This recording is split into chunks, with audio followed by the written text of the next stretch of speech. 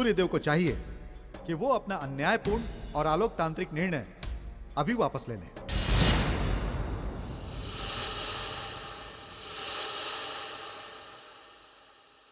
शुक्रदेव, मैं बहुत देर से आपके तर्क वितर्क को सुन रहा हूं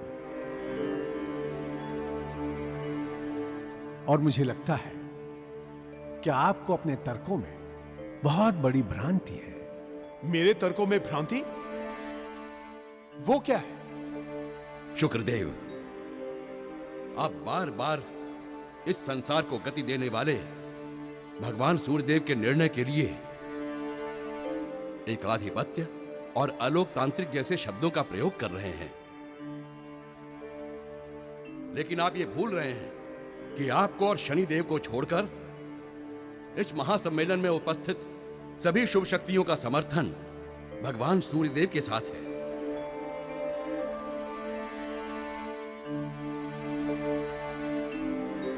आप लोकतंत्र की दुहाई दे रहे हैं और स्वयं लोकतंत्र के नियमों के विरुद्ध बात कर रहे हैं। यदि आप भगवान सूर्यदेव के निर्णय से सहमत नहीं थे, तो आपको निरर्थक उनका विरोध करने के स्थान पर उनसे यह पूछना चाहिए था कि उन्होंने बुधदेव को अपना युवराज क्यों चुना। क्यों चुना? क्योंकि ग्रह मंडल में सूर्यदेव का आकार सबसे बड़ा है और बुधदेव का आकार सबसे छोटा।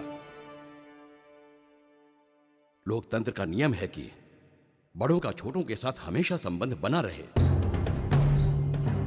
और छोटों की हर समस्या बड़ों तक पहुंचती रहे। इसीलिए भगवान सूर्यदेव ने बुधदेव को अपना युवराज चुनने का निर्णय लिया है,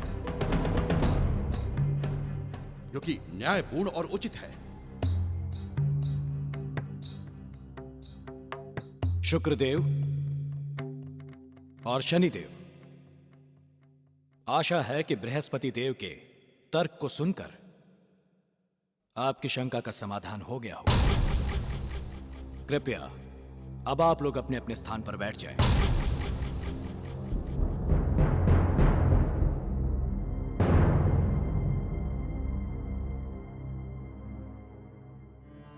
भगवान सूर्यदेव, कृपया महासम्मेलन की कार्रवाई को आगे बढ़ाएं।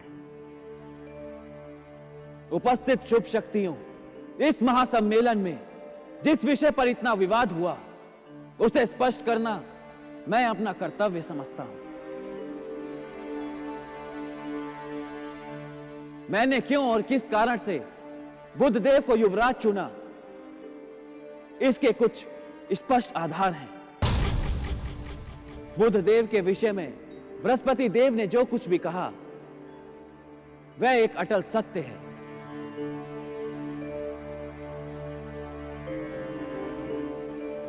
किंतु इसके साथ ही बुधदेव के अंदर एक ऐसी महत्वपूर्ण बात है जिसे मैं अपने जीवन का आधार मानता हूं, और वह है कर्म और कर्म की भावना। ग्रह मंडल में सबसे छोटा ग्रह होने के बाद भी बुधदेव की कर्म भावना ने मुझे प्रभावित किया। संसार के किसी भी भाग में मेरे उदय होने से पहले और मेरे अस्त होने के बाद जो ग्रह दिखाई देता है वह बुधदेव ही है। मेरे इच्छा संसार में कर्म ही सबसे अधिक महत्वपूर्ण है और कर्म करने वाले को पुरस्कृत करना और प्रोत्साहित करना मेरा निर्धारित धर्म है। इसी कारण मैंने बुधदेव को युवराज चुना।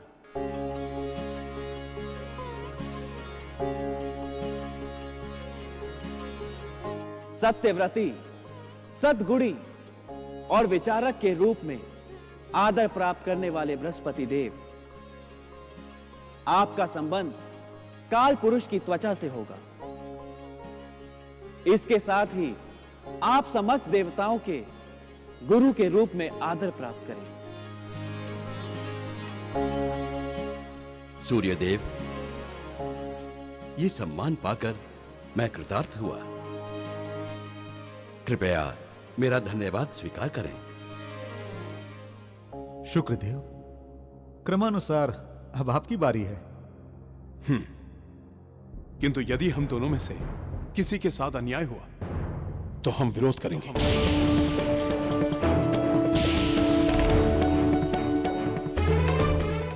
सर्वगुण संपन्न, कला और संस्कृति के अधिष्ठाता, ललित कलाओं में रुचि रखने वाले सर्वसमर्थ शुक्रदेव,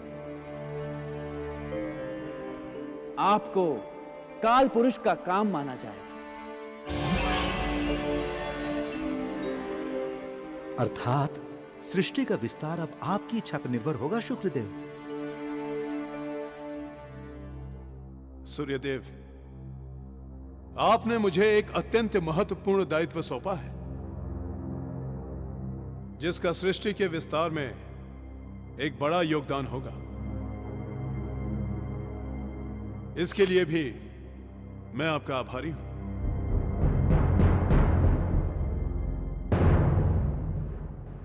शनिदेव, आपको काल पुरुष का दुख माना जाएगा। रुकिए शनिदेव, पहले सूर्यदेव की पूरी बात सुन लीजिए। शनिदेव, आप कर्म और उसके परिणाम के प्रतीक होने के कारण संसार में भाग्य विधाता के रूप में ख्याति और आदर प्राप्त करेंगे। आपका संबंध यम नियमों, नैतिकता और अनुशासन से होगा।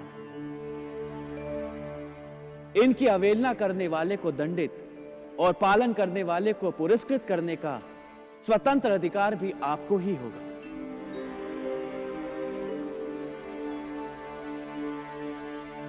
क्या बात है शनिदेव, आपको तो सबसे अधिक अधिकार संपन्न हो गए। बधाई हो आपको।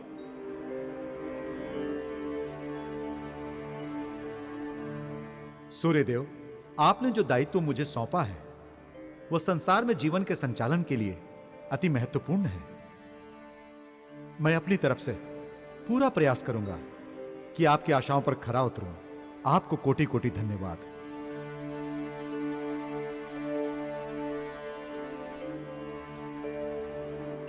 धारण करने वाली, धरणी का कर्तव्य निभाने वाली देवी पृथ्वी सभी ग्रह देवों और शुभ शक्तियों द्वारा आप माता होने का गौरव और आदर प्राप्त करेंगे। आपकी सहन शक्ति अद्वितीय मानी जाएगी। देवता ही नहीं, त्रिदेव भी आपके ममता भरे आंचल में बालक बनकर जन्म लेने के लिए उत्साहित रहेंगे। मैं इस सम्मान के लिए आपकी आभारी हूँ हिरण्यगर्भ सूर्यदेव। उपस्थित शुभ शक्तियों, अब इस महासम्मेलन में अब तक के सबसे महत्वपूर्ण विषय पर चर्चा होगी।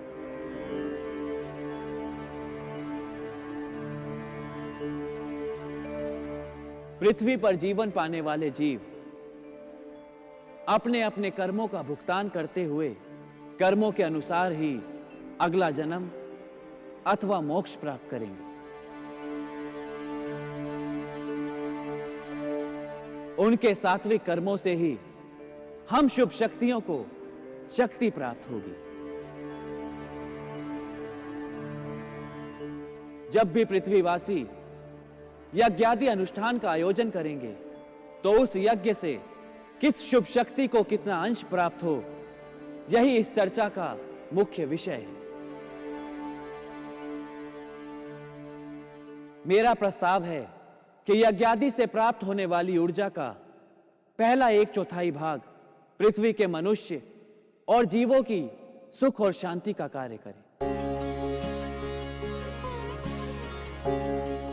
दूसरे 1/4 भाग पर त्रिदेवों और त्रिदेवियों का अधिकार है। तीसरा 1/4 भाग ग्रह देवताओं का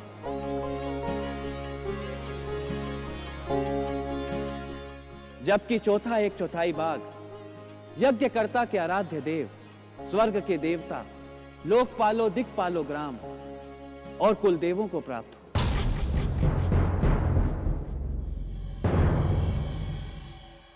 भगवान सूर्यदेव, मुझे तो यह विभाजन सर्वथा उचित लग रहा है। ठहरिए, ठहरिए, ठहरिए।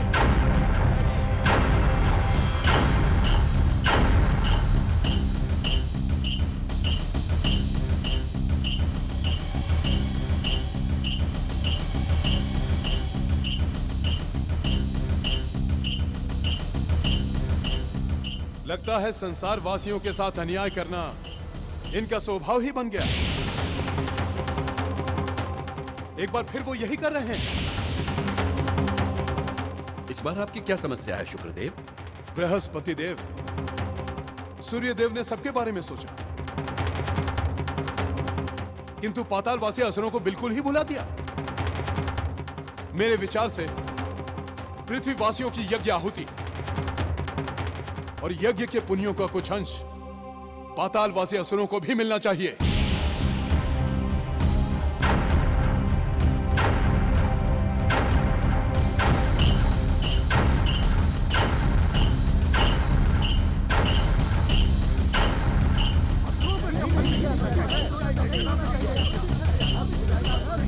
आपकी ये मांग सुनकर हम सभी चकित हैं।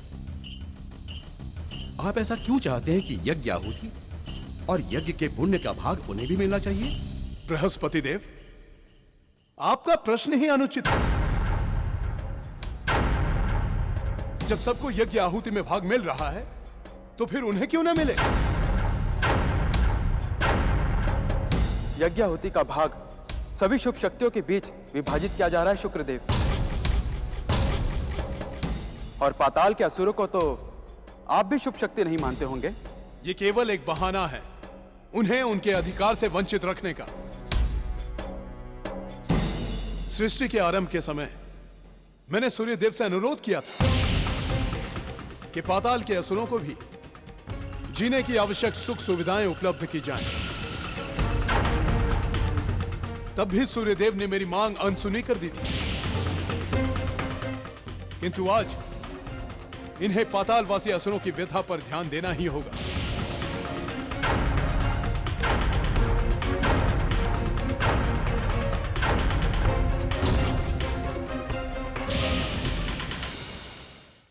शुक्रदेव, आपका यह तर्क तर्क नहीं अपितु कुतर्क है। शुक्रदेव, आप स्वयं जानते हैं कि आप जो मांग कर रहे हैं वो अनुचित है। शुक्रदेव, आपको इस विषय पर एक बार पुनः विचार करना चाहिए।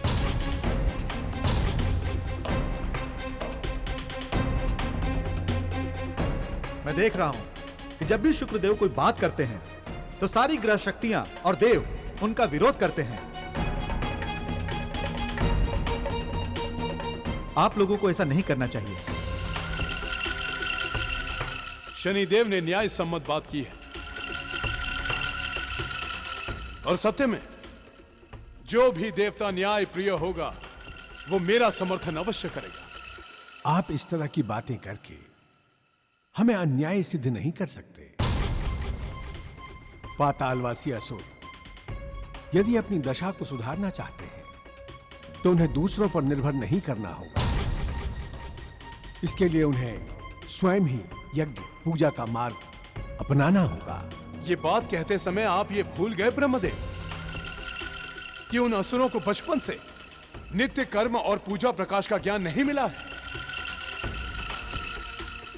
तो फिर उनसे यह आशा कैसे की जा सकती है कि वे पूजा पाठ को अपनाएं? शुक्रदेव, आप स्वयं जानते हैं कि आप जो मांग कर रहे हैं वो अनुचित है। असुरों पर कृपा करने एवं उनकी दशा सुधारने का विचार भी आपत्तिजनक है। मेरा परामर्श है कि आप ये व्यर्थ का आग्रह छोड़ दें। शुक्रदेव, आप स्वयं भी इस बात से अनभिज्ञ नहीं होंगे कि जब तक कि असुर पाताल के अंधकार में पड़े रहेंगे, तब तक कि संसार में सुख शांति बनी रहेगी। और जिस दिन इनकी शक्तियों में वृद्धि हो गई, उस दिन संसार में अराजकता छा जाएगी। ये सब व्यर्थ की बातें हैं।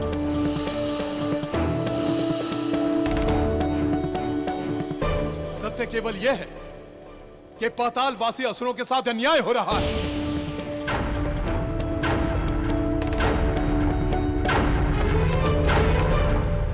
और यहां पर उपस्थित सारे देवता इस अन्याय में सूर्यदेव का साथ दे रहे हैं।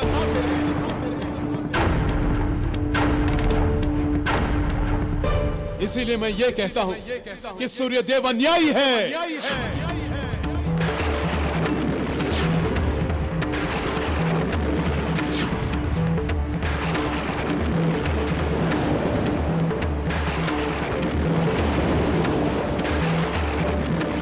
शुक्रदेव, हम आपको श्राप देते हैं, हम आपको श्राप देते हैं, हम आपको श्राप देते हैं।